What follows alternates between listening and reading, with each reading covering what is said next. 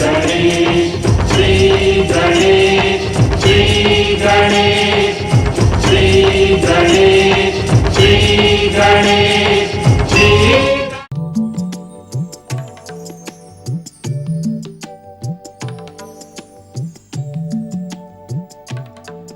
पति परमेश्वराय नमो नमः। ऋषिवर, मुझे इस बात का ज्ञान हो गया है कि पति के चरणों के अतिरिक्त पत्नी का और कोई ठिकाना नहीं होता। मुझे अपनी चरण सेवा का अवसर देते रहिएगा स्वामी। मेरी पिछली भूलों को क्षमा कर दीजिएगा स्वामी, क्षमा कर दीजिए। तुम्हारा ये बदला रूप देखकर मैं पिछला सब कुछ भूल चुका हूँ दीदी। अब तुम हमारे साथ आनंद पूर्वक रहो। हाँ दीदी, तुम्हें अब किसी प्रकार की चिंता करने की आवश्यकता नहीं है। तुम सुखपूर्वक यहाँ रहो। मैं सेविका के समान तुम्हारी सेवा करूंगी। तुम्हें किसी प्रकार का कष्ट नहीं होने दूंगी। मेरे स्वामी को लंबे समय तक वश में रखने वाली दुष्टा, अब मैं तेरा ही नाटक करके इनकी स्वामिनी बन जाऊंगी और तुझे दूध की मक्खी के समान बाहर निकाल फेंकूंगी। अब इन पर मेरा एक अधिकार रहेगा। हाँ। क्या सोचने लगी दीदी? यही कि इस संसार में मुझसे अधिक मूर्ख और कौन हो सकता है जो तुम्हारे समान प्रेम करने वाली बहन को पहचान ना सकी। पति के चरणों की उपेक्षा करके हर एक के जीवन में विष घोलती रही। मुझे तो जीवित रहने का भी अधिकार नहीं है दीदी, ऐसा नहीं है दीदी। यदि भूल स्वीकार ली जाए तो भूल भूल नहीं रह जाती, भविष्य का आदर्श बन जाती है। अदिति दीदी,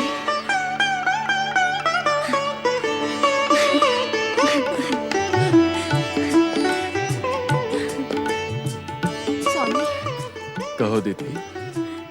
यदि आप आज्ञा दें तो मैं आपसे एक निवेदन करना चाहती हूँ। अवश्य। स्वामी, अब अपनी सेवा का अवसर आप मुझे दें। बेचारी अदिति आपकी सेवा करते करते थक गई होगी। अब इसे विश्राम चाहिए स्वामी। हाँ स्वामी। नहीं नहीं दीदी, ऐसा कहकर मुझे पापी ना बनाए। मैं तुमसे छोटी हूँ। तुम्हारी और स्वामी की सेवा करना मेरा कर्तव्य है। मैं आप दोनों की सेवा करूंगी। आप धन्य है परम देव श्री महागणेश। आपकी लीला धन्य है। आपकी कृपा पाने के लिए असंभव भी संभव हो जाता है। आपकी जय हो परम देव श्री महागणेश। आपकी जय हो, जय हो। भूषण भक्ति हूँ मैं, पुजारियों के हृदय का आभूषण पूजा हूँ। शुक्राचार्य अपनी शक्ति से दिति को पृथ्वी लोक पहुंचा देते हैं।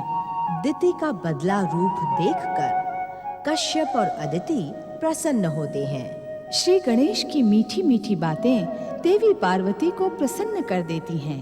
देवर्षि का परामर्श मानकर इंद्र के मित्र कुबेर कैलाश जाते हैं। देवी पार्वती के क्रोध से भयभीत कुबेर से भयासुर का जन्म होता है। श्री गणेश से दंडित कुबेर और भयासुर आकाश में लुढ़कते पुढ़कते चले जा रहे हैं।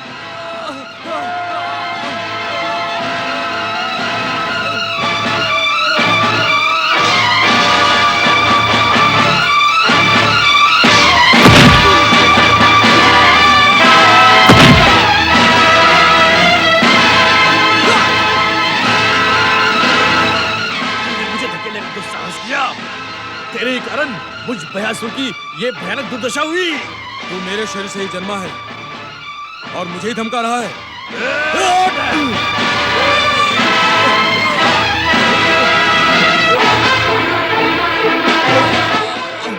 कौन हो तुम लोग?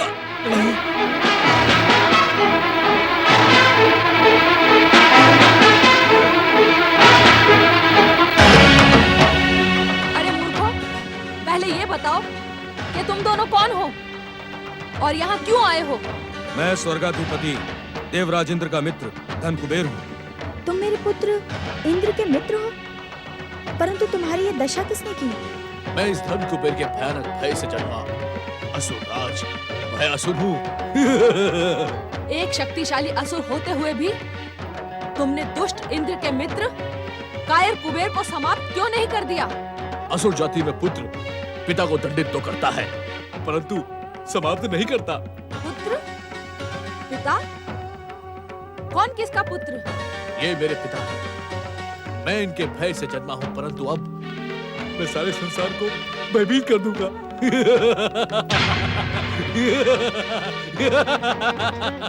भयभीत कर दूंगा। ओम नमः शिवाय।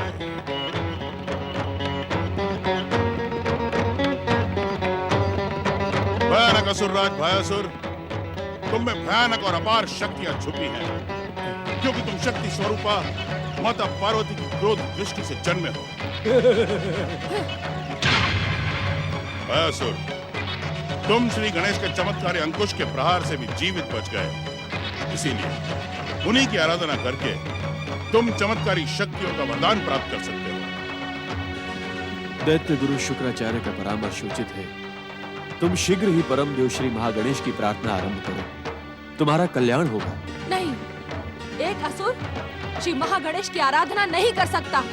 तुम भी तो आजकल महागणेश की आराधना कर रही हो दीदी। अदिति, मेरी तुलना एक असुर से ना करो। मैं क्या करती हूँ और क्या नहीं, ये तुम 7 जन्मों में भी नहीं समझ सकती। भयासुर, हम दैत्य गुरु शुक्राचार्य हैं। दैत्यों, असुरों और राक्षसों के हित का चिंतन करना हमारा परम कर्तव्य है। इसीलिए तुम इसी समय इसी आश्रम में बैठकर श्री महागणेश की आराधना प्रारंभ कर दो। श्री महागणेश की कृपा से तुम्हें तीनों लोकों पर विजय का वरदान प्राप्त होगा। आपको देखते ही मेरे मन में स्नेह और आदर की लहरें उठ रही थी। आप मेरे गुरु, अब मैं आपकी आज्ञा मानकर इस आश्रम में श्री महागणेश की आराधना प्रारंभ करता हूँ। जय श्री महागणेश, जय दैत्य गुरु शुक्राचार्य।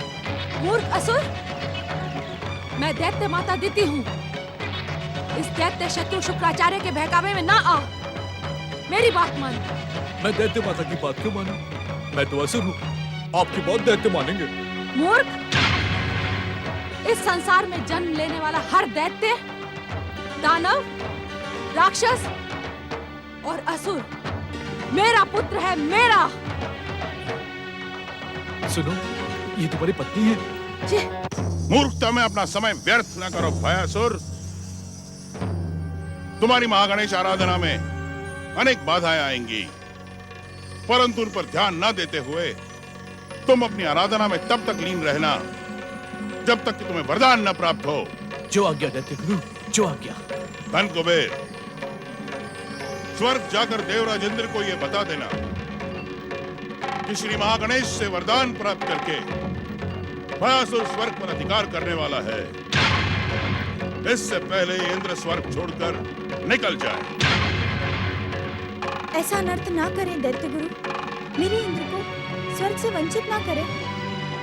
भविष्य में जो होने वाला है उसे शिव कृपा से हम प्रत्यक्ष देख रहे हैं। देवी अदिति, भयानक भयासुर स्वर्ग पर अधिकार करने के लिए ही धन कुबेर के शरीर से जन्मा है। अपनी शपथ को भूलकर आप भयानक पाप कर रही हैं दैत्य माता। देवी अदिति, श्री महागणेश की कृपा उनकी आराधना करने वालों पर अवश्य होती है। आप भी अपने आराध्य श्री महागणेश की आराधना करें। हो सकता है कि वे आपके पुत्र की सुरक्षा का कोई उपाय आपको बता दें। ओम नमः शिवाय।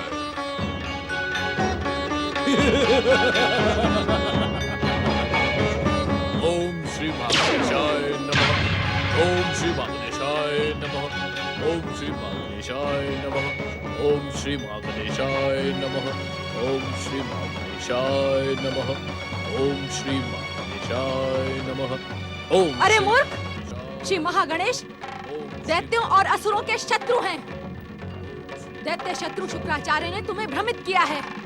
मेरी बात मानो और परमपिता ब्रह्मा जी की आराधना सहित प्रार्थना प्रारंभ करो। मेरे पितामह हैं। मैं उनसे तुम्हें मुंह मांगा वरदान दिलवाऊंगी। हाँ, मुंह मांगा वरदान दिलवाऊंगी। मैं वही करूंगा जो मुझे दैत्य गुरु शुक्राचार्य ने करने को कहा है। यदि तुमने श्री मां गणेश की आराधना में बाधा डाली तो तुम्हारे लिए परिणाम अच्छा नहीं होगा। तुम मुझे परिणाम का भय दिखाता है? ओम श्री महागणेशाय। मैं तुझे महागणेश की आराधना नहीं करने दूंगी। नमः। उठ यहाँ से, उठ।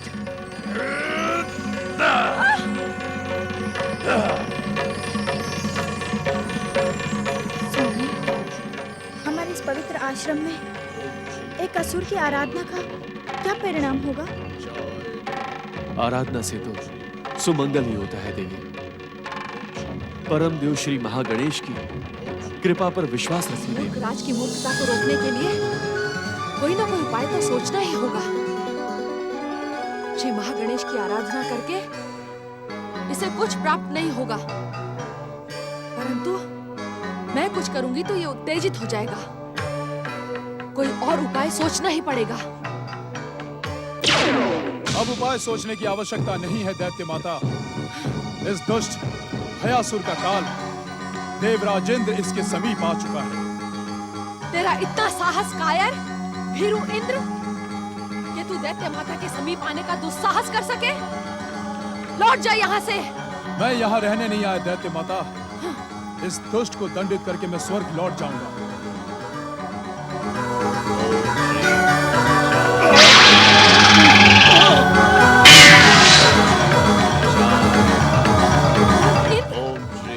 देख अपनी मूर्खता का परिणाम। अब मेरा क्रोध तुझे दंडित किए बिना नहीं छोड़ेगा। दैत्य माता क्यों मुझसे बैर करती हो? ये तो तुम्हारी इच्छा के विरुद्ध श्री महागणेश की आराधना कर रहा है। इसे रोक कर तो मैं तुम्हें प्रसन्न ही करूंगा। स्वार्थी इंद्र, तू क्या मुझे मूर्खा समझता है? आज ये भले ही दैत्य शत्रु शुक्राचार्य के बहकावे में आकर श्री महागणेश की आराधना कर रहा है, परंतु कल ये मेरी आज्ञा का सम्मान अवश्य करेगा। चला जा यहाँ से, अन्यथा मेरी दैत्य शक्तियाँ तुझे भस्म कर डालेंगी। तुम मेरी माता की बहन हो, इसलिए मैं तुम पर प्रहार नहीं करना चाहता। बार बार मुझे क्रोधित करने का प्रयास ना करो। तुझ जैसे कायर और भीरू का क्रोध मैं भली भांति जानती हूँ। जिन देवताओं का तू राजा है वो तक तेरा सम्मान नहीं करते। तुझे स्वार्थी और अवसरवादी कहते हैं। तूने मेरी दैत्य शक्तियों को ललकारा है, अब देख उसका परिणाम।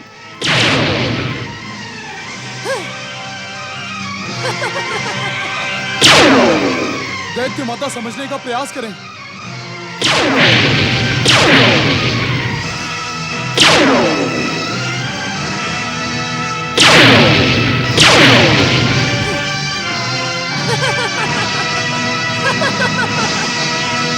दुष्ट, कायर, भीरू इंद्र, आज तो तू मेरे प्रहारों से बच गया, परंतु मैं तुझे बार बार क्षमा नहीं करूंगी। यदि तूने अपनी दुष्टता पर अंकुश नहीं लगाया तो मैं तेरे लिए काल से भी विकराल बन जाऊंगी। आज तक मैंने व्यर्थ में ही स्वर्ग विजय के लिए असुरों को प्रेरित किया, परंतु अब मैं स्वयं ही स्वर्ग पर विजय प्राप्त करूंगी। दुष्ट और कायर इंद्र को ऐसा भयानक दंड दूंगी कि विश्व को वरदान देने वाले श्री महागणेश का हृदय भी कांप उठेगा। ये तुम उचित नहीं कर रही हो दीदी। स्वर्गाधिपति देवराज इंद्र का अपने स्वर्ग की सुरक्षा करना परम कर्तव्य है। उसे अपमानित और प्रताड़ित करना अनुचित है दीदी। मुझे उचित और अनुचित का पाठ ना पड़ा दुष्टा। आज तो मेरे प्रहार ने तेरे कायर पुत्र को जीवन दान दे दिया, परंतु ऐसा बार बार नहीं होगा। अब मैं इंद्र को उसकी दुष्टता का दंड अवश्य दूंगी।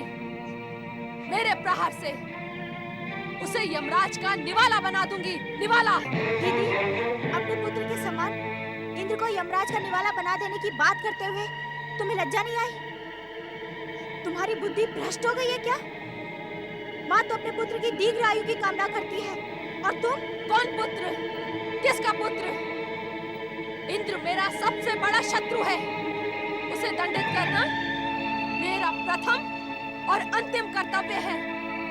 दीदी, तुम्हारा क्रोध मुझ पर है। तुम इंद्र पर क्यों निकाल रही हो? मूर्ख अदिति, मेरा क्रोध तो इस संसार की व्यवस्था पर है। जब तक महागणेश के इस संसार की व्यवस्था को नष्ट भ्रष्ट न कर दूं, तब तक मेरा क्रोध शांत नहीं होगा। तुम्हारा बदला हुआ रूप देखकर मैं भ्रमित हो गया था। हमारे सामने हमारे आराध्य परम देव श्री महागणेश को लांछित करने की भूल करके तुमने अपनी सच्चाई को साबित कर दिया है और इंद्र पर प्रहार करके तुमने ये सिद्ध कर दिया है कि न तुम सुधरी थी, न सुधरी हो और न ही सुधरोगी। ये आप क्या कह रहे हैं ऋषिवर? इंद्र पर प्रहार करके मैंने कुछ भी अनुचित नहीं किया है। क्या मैं उसके प्रहारों से मर जाती? आप मेरे मर जाने की ही कामना करते हैं। ऋषिवर, जब तक मेरे प्रतिशोध पूरे नहीं हो जाते, तब तक मेरी मृत्यु भी नहीं होगी। असत्य कहना तुम्हें शोभा नहीं देता है दीदी। असत्य? मैंने क्या असत्य कहा? इंद्र ने तुम पर नहीं, भयासुर पर प्रहार किया था, किंतु वो प्रहार परम देव श्री महागणेश की इच्छा से निरर्थक हो गया, व्यर्थ हो गया और तुम मनगढ़ंत कहानी गढ़ रही हो। लज्जा आनी चाहिए तुम्हें, लज्जा! मुझे क्रोध दिलाने की भूल ना कर कश्यप ऋषि। अन्यथा परिणाम तेरे हित में नहीं होगा। गंग गंग गंग। आज ये बात सत्य प्रमाणित हो गई है कि नागिन न कभी फुफकारना छोड़ती है और न ही डसना। तुम्हारे भीतर भरा हुआ क्रोध और प्रतिशोध का विष कभी शांत नहीं हो सकता दीदी, कभी शांत नहीं हो सकता। मैं तो केवल नागिन हूँ, परंतु मेरी ये बहन, ये किसी विषैली नागिन से कम नहीं है। इसने ही आपको डस डस कर मेरे विरुद्ध इतना अधिक विष भर दिया है कि आप कभी भी मेरी ओर सहानुभूति से नहीं देखते। सहानुभूति से देखने की इच्छा रखने वाली तिथि, अपने दुष्कर्मों को तो देख। देवी के समान तुम्हारी सीधी सादी सच्ची बहन को तुमने सदा ही प्रताड़ित किया है, सदैव प्रताड़ित किया है। और आज हे परम देव श्री महागणेश, इसे कभी क्षमा न करे। ये दुष्टा देवी और तुम पाखंडी देवता, मैं तुम दोनों से ऐसा प्रतिशोध लूंगी कि संसार देवी और देवता का नाम लेने से भी थर थर कांपने लगेगा, कांपने। मैं दैत्य माता अदिति हूँ। मेरा क्रोध और प्रतिशोध कभी थमने का नाम नहीं लेते। बदलने का जो नाटक तुम यहाँ लेकर आई थी, वो अब समाप्त हो चुका है। तुम्हारा विध्वंसक और भयानक रूप उजागर हो चुका है दीदी। अब तुम जैसे यहाँ आई थी, वैसे ही यहाँ से लौट जाओ। मैं तुम्हें एक पल के लिए भी यहाँ पर रहने नहीं दूंगी। तू मुझे भगाएगी अदिति? तेरा इतना साहस? तेरे साहस पर तो अट्टहास करने का मन करता है अदिति। ये अदिति भगाएगी दैत्य माता अदिति को? मेरी भक्ति की शक्ति को तुम भली भांति जानती हो दीदी। उचित यही होगा, जैसे तुम अपनी इच्छा से यहाँ आई थी, वैसे ही यहाँ से लौट जाओ। यहाँ की शांति भंग करने की भूल ना करो। शांति? इस आश्रम की शांति? अरे मूर्खा, इस आश्रम की शांति को भंग करने के लिए मेरी दैत्य शक्ति से प्रभावित होकर एक असुर पहले ही यहाँ आ चुका है।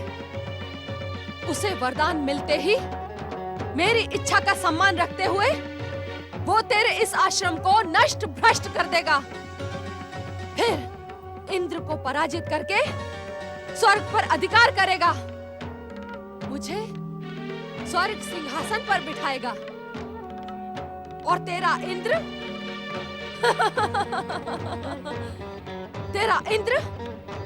संसार में मारा मारा फिरेगा। परंतु मैं उसे उस दीनहीन दुर्दशा में अधिक समय तक जीवित नहीं रहने दूंगी।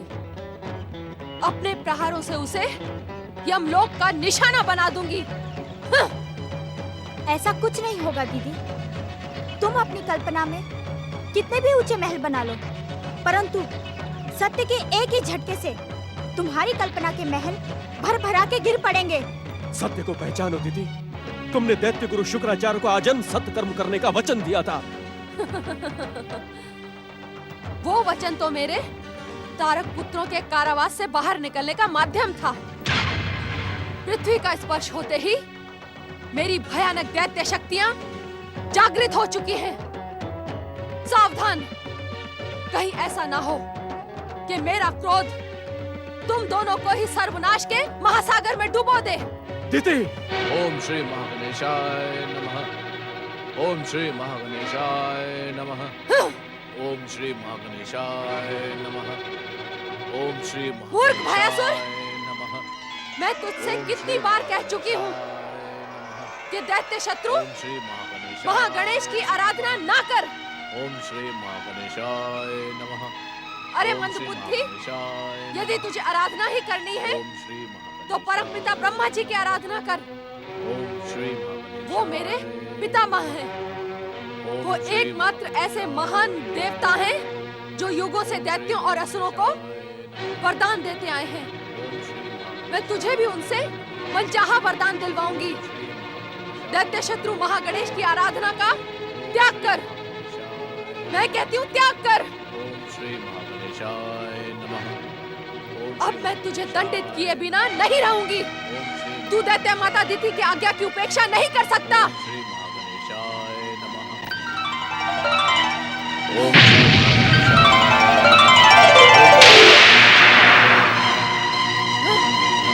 ओम श्री महागणेशाय नमः। ओम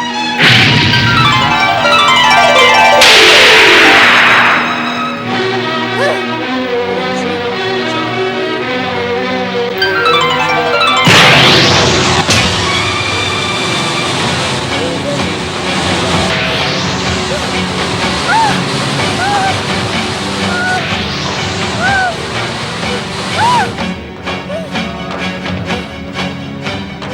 ओम श्री महागणेशाय नमः।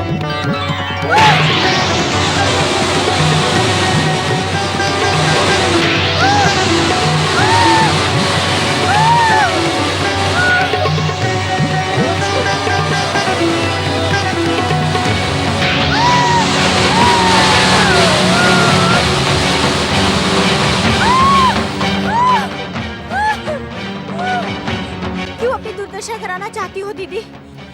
इतना अधिक लांछित और कलंकित होने के बाद भी तुम्हारी आंखें क्यों नहीं खुलती दीदी?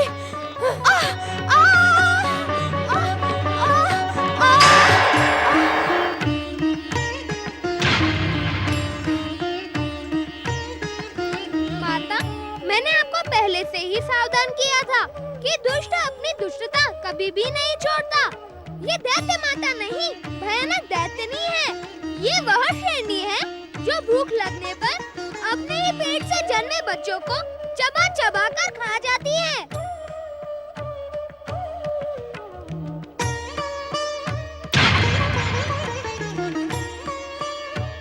अपनी मर्यादा ना भूल गजमुख, अन्यथा अन्यथा क्या कर लोगी तुम? दैत्य गुरु शुक्राचार्य ने तुम पर विश्वास करके तुम्हें यहाँ भेजकर जो भूल की थी, अब मुझे उस भूल को सुधारना ही होगा। तेरे जैसी राक्षसनी पृथ्वी लोक पर रहने के योग्य ही नहीं है। मुझे योग्यता की शिक्षा ना दे गजमुख, चला जा यहाँ से, अन्यथा मेरा क्रोध तुझे दंडित करने में संकोच नहीं करेगा। किस किस को दंडित करोगी तुम? हर बार तुम्हारा क्रोध तुम्हें ही दंडित कर देता है। इस बार भी तुम्हें दंडित करने मैं उचित समय पर यहाँ आ गया।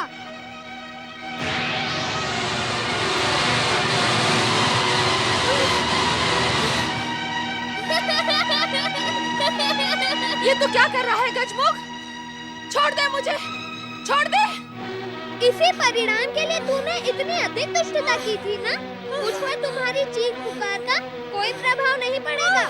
अब तो तुम्हें पुनः तारक पुत्रों के त्रिपुरों में बंदी बनकर रहना ही पड़ेगा। नहीं गजमुख नहीं, मुझे उस कारावास में ना फेंको। मैं वहाँ नहीं जाऊंगी गजमुख, नहीं जाऊंगी। वहाँ जाना ही नहीं था तो इतनी दुष्टता क्यों की? अब तो तुम्हें वहाँ जाना ही पड़ेगा दैत्य माता। कमलाक्ष के रजतपुर में रहकर अब अपने पापों का प्रायश्चित करने के लिए शिव आराधना करना न भूलना दैत्य माता।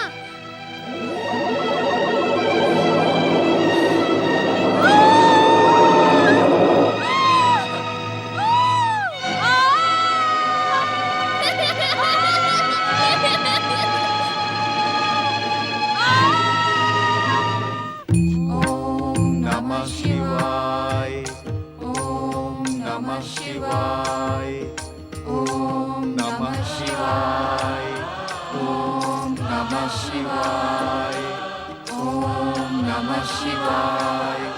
ओम नमः शिवाय। ओम नमः शिवाय। ओम नमः शिवाय।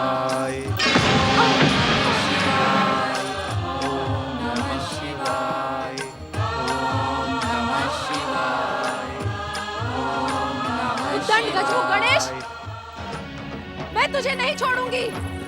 तुझसे गिन गिन कर प्रतिशोध लूंगी मैं। हाँ।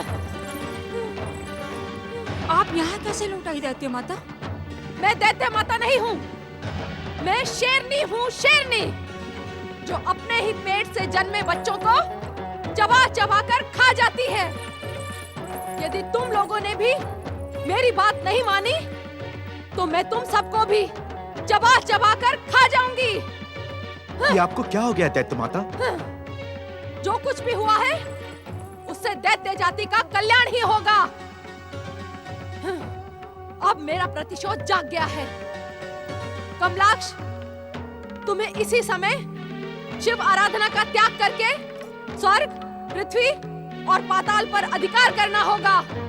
नहीं, जब तक भैया तारकाक्ष लौटकर नहीं आते तब तक हम ऐसा कुछ नहीं करेंगे। तुम्हें ऐसा करना ही होगा क्योंकि ये दैत्य माता दिति की आज्ञा है।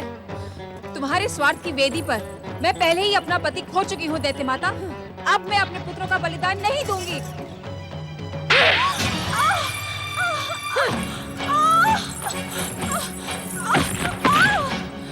पुत्र कमलाक्ष, इस भ्रष्ट बुद्धि दैत्य माता ने तुम्हारी माता को आहत किया है।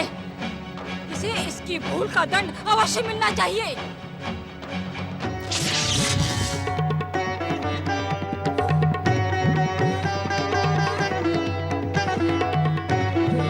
ये वरदानी कमलाक्ष का रजतपुर है दैत्य माता। तुम्हारे पिता में ब्रह्मदेव के वरदान से यहाँ आने वाले की सभी शक्तियाँ नष्ट हो जाती हैं। पुत्र, प्रहार करो। ठहरो,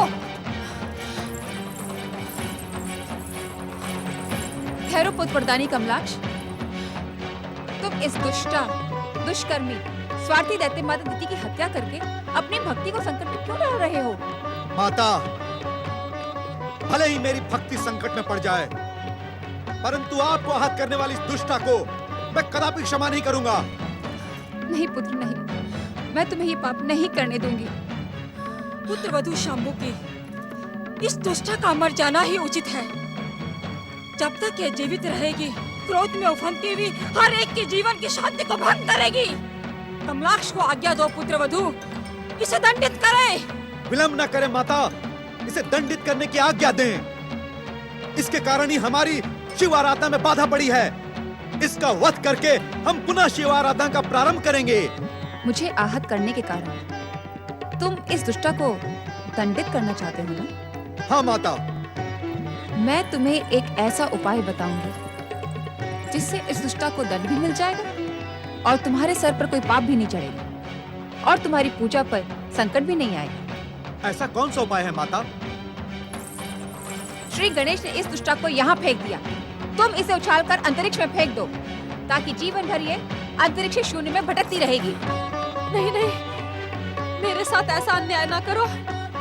दैत्य गुरु शुक्राचार्य ने कहा था कि मैं दैत्य जाति की सबसे अधिक आदरणीय हूँ। दैत्य माता, आदर पाने के लिए स्नेह करना पड़ता है। अब तो तुम्हें दंडित होना ही पड़ेगा। देख क्या रहे हो पुत्र कमलाक्ष, इस उछाल कर अंतरिक्ष में फेंक दो।